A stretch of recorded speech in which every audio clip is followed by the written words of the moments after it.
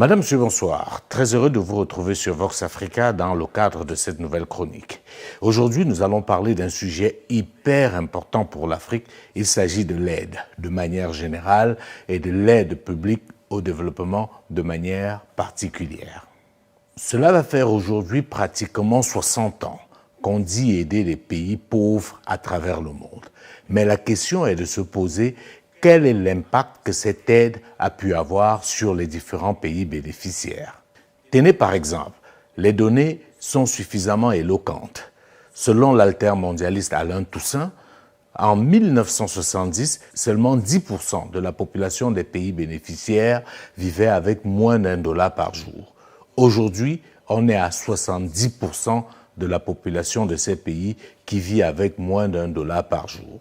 Ça veut en d'autres termes dire que depuis 60 ans qu'on dit aider les pays pauvres, on a plutôt contribué à les appauvrir davantage. Les populations sont encore plus pauvres qu'il y a 60 ans, ce qui est totalement incompréhensible. Il est définitivement clair que nous devons, notamment nous autres Africains, arrêter de croire et d'attendre de l'aide. Cela n'existe pas, c'est un leurre. Et pour reprendre l'ONG 1 puissance 55, qui est un think tank africain qui a sérieusement travaillé sur la question, l'aide publique au développement est un fake news. Pour vous démontrer que cette aide est une vaste escroquerie organisée par des grandes puissances, nous allons vous donner quelques chiffres. Tenez par exemple, l'enveloppe globale de l'aide publique au développement distribuée à travers le monde, il y a de cela 2 ans, était de 166 milliards de dollars. Une enveloppe, somme toute, ridicule. Dans les un peu plus de 166 milliards distribués au titre d'aide au développement, 163 proviennent essentiellement des pays occidentaux, comme par hasard. En plus de cela, il faut noter que 23,7 milliards de dollars restent dans ces pays donateurs-là. Et ils expliquent cela par justement le financement de l'administration de l'aide et l'aide qu'ils apportent généralement aux réfugiés. Donc, quand on parle d'enveloppe de l'aide publique au développement, il ne faut pas croire que ce sont les chiffres annoncés qui sont effectivement débloqués. Mais là n'est pas le plus intéressant. Ce qui est le plus intéressant, c'est de savoir que quand on vous parle d'aide, il ne s'agit pas du tout de dons. La part réservée aux dons est très minime. L'essentiel de ces aides sont généralement des prêts concessionnels ou non. Donc, il faut arrêter de croire que c'est une manne qu'on déverse dans vos États pour vous amener à sortir de la pauvreté. Que nenni, c'est du vrai bluff. Tenez par exemple, en 2020, la France a débloqué 12 milliards d'euros à titre d'aide publique au développement. Mais en réalité, il faut savoir que 80% de ces 12 milliards d'aides accordées par l'Agence française de développement étaient des prêts sous conditionnalité. Car, en d'autres termes, les véritables bénéficiaires de l'aide, ce sont les pays dits donateurs. Puisque ces prêts, qui sont généralement accordés au taux d'intérêt du marché, ne vous sont pas donnés directement. L'essentiel des entreprises qui vont bénéficier des travaux réalisés par ce qu'ils appellent aide vont encore être des entreprises originaires des pays donateurs. Une fois de plus, prenons le cas de la France avec l'Agence française de développement, l'AFD. En 2020, les entreprises françaises ont raflé 320 des 495 contrats de marché public, selon une enquête de Mediapart et de Disclose. En réalité, ce sont encore les entreprises françaises qui bénéficient de ces aides-là. Les pays bénéficiaires n'ont même pas leur mot à dire sur le choix des entreprises qui gagnent ces marchés. Autre élément important pour savoir où va directement cette différentes aides, c'est de savoir que les expatriés sont payés grassement. On leur paye ce qu'on appelle des primes de dépaysement pour qu'ils viennent suivre le fonctionnement de l'aide en Afrique. En plus de cela, une partie va à l'assistance technique des entreprises généralement sélectionnées une fois de plus par les pays donateurs. Et comme d'habitude, voyant que l'aide est de plus en plus décriée sur le continent africain par exemple, les pays donateurs vont décider de changer de stratégie. puisqu'on a très bien compris au regard de ces premiers éléments qu'il s'agit de tout sauf de l'aide. Ils vont décider de changer de dénomination, un peu comme on l'a fait avec le franc CFA et l'ECO en Afrique de l'Ouest. On va dire, on ne parlera plus d'aide publique au développement, mais d'investissement solidaire. Jolie trouvaille, on peut le dire, mais cela ne change rien, ça restera blanc bonnet, bonnet blanc. Parce qu'en réalité, c'est un mécanisme pour maintenir l'Afrique dans une situation de vulnérabilité permanente. Autre élément pour démontrer le caractère dolosif de cette aide, c'est de se rendre compte du type de projet financé par cette manne financière. Si vous analysez très bien, l'essentiel de l'enveloppe est accordé à des projets sociaux. On vous construit des puits d'eau, on vous donne des matelas dans des hôpitaux. Aucun projet d'envergure qui puisse vous permettre de vous développer. L'aide, par exemple, préfère vous construire des salles de classe pour des écoles primaires, pour apprendre à nos enfants à faire de la récitation, au lieu d'aider l'université, vecteur de la recherche et de l'innovation. Vous n'allez pas voir que dans ces aides-là, on met de l'argent comme il faudrait pour pousser les Africains à être autonomes, à créer, à innover. Bien plus, cette aide est utilisée également comme un instrument de chantage diplomatique.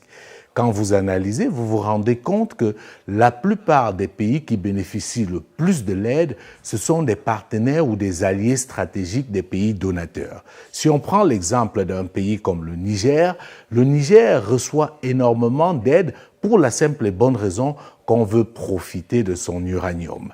Et paradoxalement, les Nigérians, ou alors les dirigeants nigérians, pendant des années, ont préféré se laisser voler leur uranium et aller commander une aide totalement insignifiante qui ne permet pas à ce pays de sortir de la pauvreté. Pour rester sur cet exemple du Niger, une ampoule sur 3 en France est éclairée par l'uranium du Niger, tandis que 80% de la population de ce pays n'a pas accès à l'électricité. Bien plus, depuis des années que l'uranium du Niger est exploité, aucun dirigeant n'a pu imposer ne serait-ce que la construction d'une mini-centrale nucléaire pour aider à résoudre le problème du déficit énergétique de ce pays-là. Un autre élément qui permet de comprendre que l'aide est un instrument de chantage, c'est l'aide apportée aux États-Unis, par exemple, à un pays comme Israël. Quand vous prenez l'aide que les États-Unis apportent à Israël, on est dans l'ordre de 176 $ par habitant. A contrario, si vous regardez l'aide accordée par les États-Unis à un pays comme le Bangladesh, il est de 1,7 $ par habitant. Dites-moi, entre Israël et le Bangladesh, qui a le plus besoin d'aide? Qui est le plus pauvre? Vous comprenez très bien que l'aide n'est pas destinée aux pauvres, mais davantage aux alliés stratégiques. Ça également, c'est Alain Toussaint qui le démontre dans ses travaux. Un autre élément très important, c'est de constater que l'aide est un véritable somnifère pour les États africains. Le docteur Fokam le disait fort à propos dans son livre « Et si l'Afrique se réveillait ?» Vous n'avez pas besoin de travailler, nous allons venir vous donner des aides. Si vous avez des problèmes, on va vous donner des aides. Sauf que personne n'est capable de vous donner des aides indéfiniment.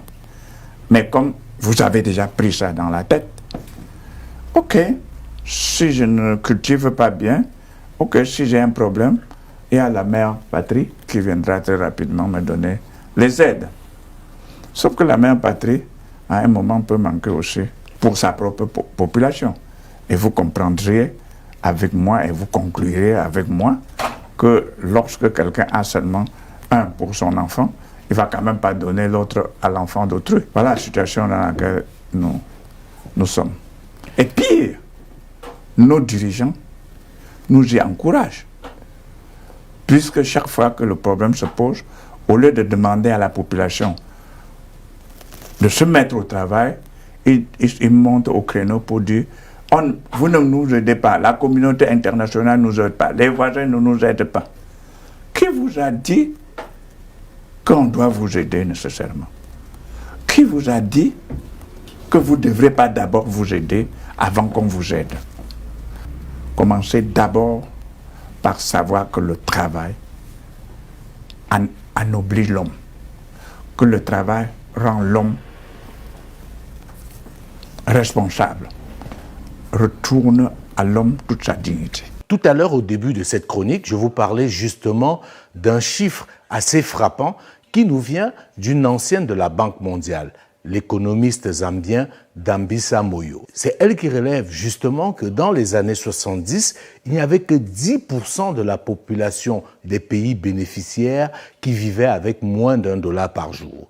Aujourd'hui, c'est 70% de la population de ces pays qui vivent avec moins d'$1 par jour. Ça veut dire qu'en voulant nous faire croire qu'on luttait contre la pauvreté, on l'a plutôt aggravée, on l'a plutôt exacerbée. La plupart des pays africains attendent de l'aide. On ne veut rien faire, on ne veut rien entreprendre. Alors qu'il est clairement établi que nous avons énormément de richesses, autant du sous-sol que de la nature. Nous avons des terres arables, nous avons de la ressource humaine, nous avons la population la plus jeune au monde et nous avons le continent le plus vaste. Avec tout ça, comment pouvons-nous continuer à attendre de l'aide ? C'est pour cela qu'on parle, et on l'a souvent dit, que l'Afrique est comme un mendiant assis sur une mine d'or. Dernier élément concernant l'aide, c'est qu'il n'existe aucune aide éternelle. Je pense que le message est clair. L'aide doit être ponctuelle. Quand une aide s'étend dans la durée, ce n'est plus une aide, c'est tout sauf de l'aide. Donc vous comprenez très bien que depuis des décennies, on continue à se faire berner avec ces différents vocables et même le changement de nom ne doit pas nous distraire. Il faut que l'Afrique arrête définitivement avec ce cycle-là. Nous ne devons plus être des mendiants alors que nous avons tout pour être plutôt ceux qui doivent être des donateurs.